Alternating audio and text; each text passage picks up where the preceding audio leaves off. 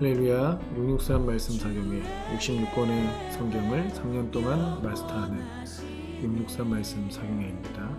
우리가 성경의 말씀을 하루에 조금씩 계속해서 66권의 성경을 3년 동안 마스터할 수 있다면 우리에게 얼마나 영적으로 큰 이익이 되겠습니까? 그 은혜를 모두 함께 누리시기를 바랍니다. 오늘은 마가복음 2장 18절에서 22절의 말씀입니다. 자, 제가 읽겠습니다. 요한의 제자들과 바리새인들이 금식하고 있는지라. 자, 여기서 이제 금식에 대한 주제가 금식 논쟁이라고 써있기도 하죠. 소제목으로 이제 금식에 대한 주제를 다룹니다. 요한의 제자들과 바리새인들은 금식을 하고 있어요.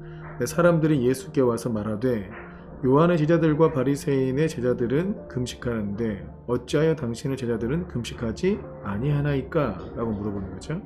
그러니까 요한의 제자들, 이 사람들이 와서 예수께 말하되 라고 되어 있는데 이제 이걸 병행구절이라고 부르죠. 병행구절. 마태복음 9장 14절과 누가복음 5장에도 이제 이 본문의 내용이 나와 있는데, 자, 여기서 말하는 사람들은 요한의 제자들 중에 한 사람으로 보입니다. 이들이 와서 요한의 제자들과 바리새인의 제자들은 다 금식하고 있는데 왜 당신의 제자들은 금식하지 않습니까? 하고 물어본 거예요. 자, 19절에 보면 예수님께서 대답하시죠. 그들에게 이르시되 혼인집 손님들이 신랑과 함께 있을 때에 금식할 수 있느냐? 신랑과 함께 있을 동안에는 금식할 수 없느니라. 그러나 신랑을 빼앗길 날이 이르리니 그날에는 금식할 것이니라. 생배 조각을 낡은 옷에 붙이는 자가 없나니 만일 그렇게 하면 기운 새 것이 낡은 그것을 당기어 헤어짐이 더하게 되느니라. 새 포도주를 낡은 가죽 부대에 넣는 자가 없나니 만일 그렇게 하면 새 포도주가 부대를 터뜨려 포도주와 부대를 버리게 되리라. 오직 새 포도주는 새 부대에 넣느니라 하시니라. 자, 이렇게 하시면서 이들의 어떤 금식 논쟁에 대해서 주님께서 정리하셨는데, 오늘은 특별히 어떤 자료가 필요하다기보다는 일단 금식에 대해서 좀 이제 살펴볼 필요가 있겠죠. 그 당시에 금식이 어땠는가, 일단 금식에 대한 문화가 어땠는가를 좀 살펴보면, 일단 금식하라고 처음에 이제 주님께서 율법에서 나온 것은 대속죄일이 있어요. 7가지 절기 중에 이제 유월절, 무교절, 초실절, 그리고 중간에 오순절, 그 다음에 7번째 날에 있는 나팔절, 대속죄일, 초막절 이렇게 있는데, 그 대속죄일이에요. 이제 유대 종교력으로 7월 10일에 있는 대속죄일, 그때는 이제 모든 이스라엘 백성들의 죄를 대속하기 위해서 대제사장이 1년에 단 한 번 성소 안에 지성소까지 들어가는 그런 절기인데, 그때는 정말 모든 백성들의 죄를 회개하죠. 그러니까 그날은 이제 금식하라고 명령이 되어 있기 때문에 율법상으로는 이제 그렇게 금식을 했는데, 이제 남유다까지 다 멸망하고 바벨론 포로 시대가 됐을 때 나라가 망했으니까 아무래도 좀 더 이제 금식하면서 뭔가 하나님 앞에 집중해야 되는 그런 때가 있었을 거 아닙니까? 그래서 실상 이제 바벨론 포로 이후에는 1년에 4번 정도 이제 금식을 했다고 이제 성경에 자료가 있습니다. 그게 스가랴 8장 19절인데요. 스가랴 8장 19절에 만군의 여호와가 이같이 말하노라. 넷째 달의 금식과 다섯째 달의 금식과 일곱째 달의 금식과 열째 달의 금식이 변하여 유다 족속에게 기쁨과 즐거움과 희락의 절기들이 되리니 오직 너희는 진리와 화평을 사랑할지라. 그러니까 넷째 달, 다섯째 달, 또 일곱째 달, 열째 달 금식을 하고 있었던 거죠. 그때 정해진 날에. 근데 그날들이 변해서 어떻게 된다? 기쁨과 즐거움과 희락의 절기로 바뀌게 될 것이다. 그러니까 뭔가 이제 유다 포로로 돼서 이제 슬픔 속에 갇혀있던 유다 민족들이 이제 어떻게 돼요? 이제 그 기쁨의 절기로 바뀌게 될 것을 주님께서 이제 선지자 스가랴를 통해서 말씀하신 것인데, 그러니까 유대 바벨론 포로기에는 4번의 금식이 있었던 것으로 이제 볼 수가 있습니다. 그래도 이제 바리새인들의 이제 금식은 이제 우리 누가복음 18장 12절에 보면 이제 바리새인과 세리의 기도에 보면서 바리새인들이 난 세리와 같지 않습니다 하면서 자기 자신을 자랑하는 부분에 나는 1회에 2번씩 금식하고 1회에 2번씩 금식하고 또 소득의 11조를 드립니다. 그래서 세례 저것들은 금식도 안 하지 않습니까? 그냥 내 기도를 들어주십시오. 이렇게 금식을 마치 경건의 어떤 상징으로 좀 바뀐 거예요. 구약시대 때는 보면 이제 슬플 때 금식하고, 고통 중에서 하나님 앞에 자신들의 슬픔과 아픔을 토로하고 하나님의 어떤 구원을 기대하는 마음으로 금식하고 이렇게 했던 거잖아요. 근데 이제 바리새인의 기도를 보면 내가 1회에 2번씩 금식합니다 이렇게 하는 거 보니까 이건 뭐예요? 자신의 경건을 막 자랑하는 거지. 내가 좀 더 경건하고 또 의롭고 저 죄인인 세리와 같지 않지 않습니까? 막 이런 식인 거예요. 그래서 누가복음 18장에는 나는 일회에 2번씩 금식하고 또 소득의 11조를 드리나이다 해서 이제 일주일에 이틀을 이제 금식을 했던 것을 알 수 있는데, 언제 했느냐?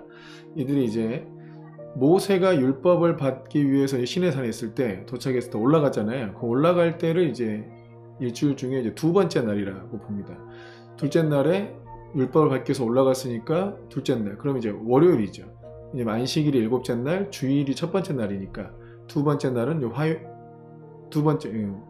주일이 첫 번째 날이고 월요일이 둘째 날이죠. 그러니까 월요일과 내려온 날을 5째 날로 봅니다. 그래서 5째 날은 이제 목요일.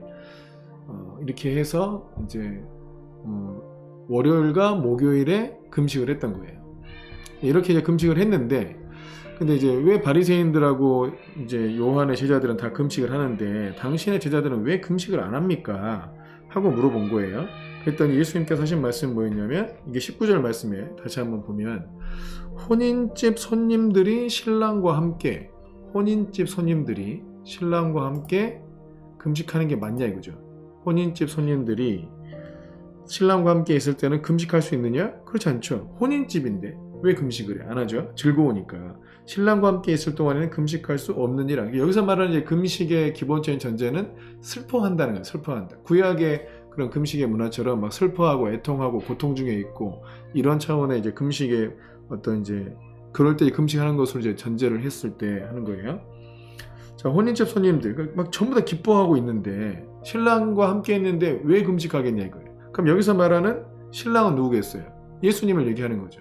그들이 기다렸던 그 예수님과 지금 혼인집, 너무나 행복한 집에 이렇게 결혼하고 이렇게 연합하고 정말 행복을 나눌 때인데 왜 금식하겠느냐. 그러나 20절에 보면 신랑을 빼앗길 날이 이르리니 그날에는 금식할 것이다. 그 신랑을 빼앗기면 너무 슬프잖아. 너무 고통스럽죠. 그때는 금식할 것이다.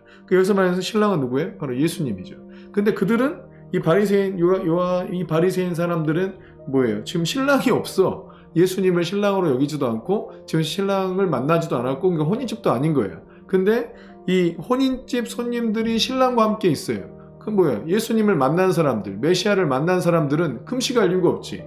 지금 이 요한의 제자들과 바리새인들은 지금 예수님을 못 알아본 거죠. 그 예수님이 바로 우리가 그토록 기다리던 메시아이시고 구원주이시고 우리 이스라엘의 왕이시고 유대인의 왕이시라는 것을 알아보지 못하고 인정하지 않으니까 그들은 혼인집에 신랑을 만나는 게 아닌 거예요. 그러나 그 예수님을 알아본, 그 메시아이시며 하나님의 아들이신 그 예수님을 알아본 이 제자들이 왜 금식하냐 이거예요. 나중에 이제 십자가에서 죽으시고 고통 가운데 거하실 때 그때는 금식하겠지만 지금은 금식할 이유가 없다는 거죠. 여기서 이제 예수님께서 아주 중요한 비유를 하셨는데, 자 21절과 22절에 보면 생배 조각을 낡은 옷에 붙이는 자가 없다. 그러니까 이제 처음 조각을 낡은 옷에 붙일 수 없다. 왜냐하면 이 생배 조각, 처음 옷은 좀 이렇게 늘어나고 하잖아요. 근데 낡은 옷에 붙여버리면 이 낡은 옷은 더 이상 늘어나지 않아. 이미 다 늘어나지 않아. 그러니까 늘어나면서 낡은 옷을 찢어버리기 때문에 같이 붙이지 않고, 또 마찬가지로 새 포도주는 낡은 가죽 부대에 넣지 않아요. 새 포도주도 이제 막 부풀어 올라요. 그러면 가죽 부대가 같이 막 부풀어 올라줘야 되는데 낡은 가죽 부대는 그 부풀어지는 이 탄성이 다 끝났다 이거지. 그러니까 더 이상 부풀지 않아. 알아서 쫙 부풀지 않고 이미 다 부풀어진 상태인데 안에 새 포도주를 넣으면 이게 새 포도주가 막 부풀어 오르면서 이 낡은 가죽 부대를 찢어버린다는 거예요.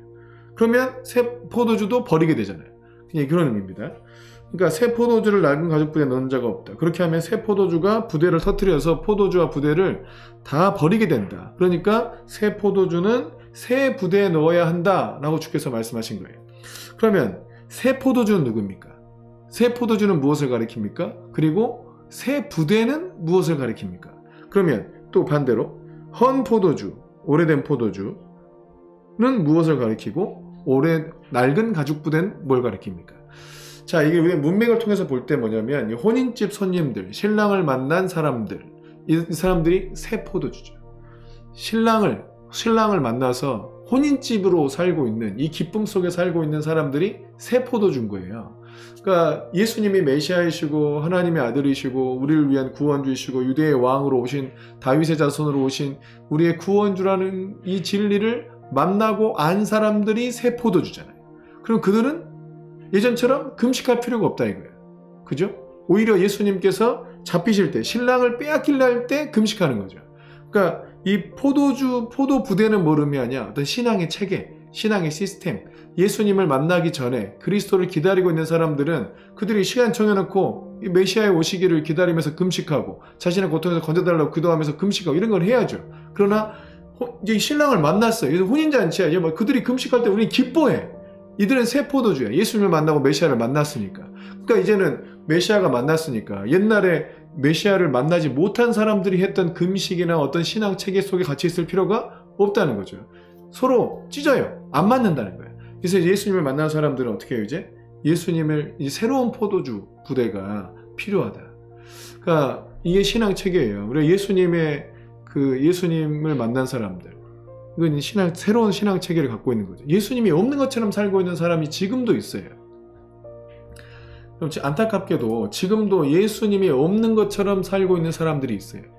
예수님을 지금 살아계신 주께서 내게 말씀하시고 그분과의 인격적인 교제를 통해서 어린 양이 이끄신 곳은 어디든 가는 성령의 인도함을 받는 사람도 있어요. 실제로 지금도. 지금 원래 그렇게 살아야 되는 거죠. 예수님께서 십자가에 죽고 부활하심으로 우리에게 성령을 부어주셔서 성령께서 우리에게 모든 걸 가르치시고 우리를 진리 가운데 인도하시고 우리를 이끄시기 때문에 그 성령의 인도하심을 따라 살아가는 것이 바른 이제 이 새 포도주인 거예요. 근데 지금 오늘날도 이 새 포도주가 아니고 험 포도처럼 사는 분이 있다는 거예요. 도덕적으로 살고 그냥 성경 말씀 하나님의 주님과 인격적인 교제가 아니고 자기 생각대로 자기 방식대로 종교적 틀에 갇혀서 사는 사람들이 있다는 거죠. 그들은 험 포도주야. 그래서 새 포도주의 삶을 이해 못해. 또 그들의 삶을 서로 다른 신앙 체계 속에 살기 때문에 그들이 왜 우리는 새 포도주들은 예수님이 인도하신 곳으로 가고 주께서 이끄신 곳으로 순종해 가고 성령의 이끄심을 따라 살아가고 그런 선택을 하는데 홈 포도주는 왜 저렇게 하는지 이해가 안 되죠. 그러니까 서로가 안 만나는 거예요. 새 포도주는 새 부대에 담아야 한다. 우린 새 예수님을 만난 사람들은 주님께서 이끄신 대로 갑니다. 주님께서 아버지께서 일하신 지금 나도 일한다. 아버지께서 말씀하지 않고 내가 어떤 말도 하지 않는다. 오직 하나님께서 행하시는 것을 보고 주님께서 일하신 것처럼 우리도 오직 주님께서 이끄시는 것으로 성령께서 이끄신 대로 가는 새 포도주의 신앙과 삶이 되기를 바랍니다. 그렇게 살아야 되는 거죠. 믿으십니까? 기도하겠습니다. 하나님 아버지 감사합니다. 오늘도 주님 우리와 함께 하신 주님을 찬양합니다. 우리가 예수님을 정말 메시아로 구원주로 알고 만나고 성령을 받은 새 포도주입니다. 오직 주님의 인도하심을 따라 성령의 이끄심을 따라 성령의 능력으로 사역하고 성령의 능력으로 하나님 나라 일으키는 믿음의 사람들 새 포도주의 삶을 살도록 은혜 더하시고 역사하여 주시옵소서. 오늘도 승리하신 주님을 찬양합니다. 우리와 함께 계신 주님을 찬양합니다. 우리 안에 놀라운 일을 이루시고 하나님의 놀라운 기적을 베푸시고 우리를 아버지 하나님 늘 인도하시는 주님을 찬양합니다. 오늘도 주여 인도하여 주옵소서. 주의 영광 받아 주옵소서. 주님과 함께 누리는 이 영생의 삶의 실제와 그 기쁨의 삶을 누리도록 은혜 베풀어 주시옵소서. 주님 감사합니다. 영광 받으소서. 우리 주 예수님의 이름으로 기도했습니다. 아멘.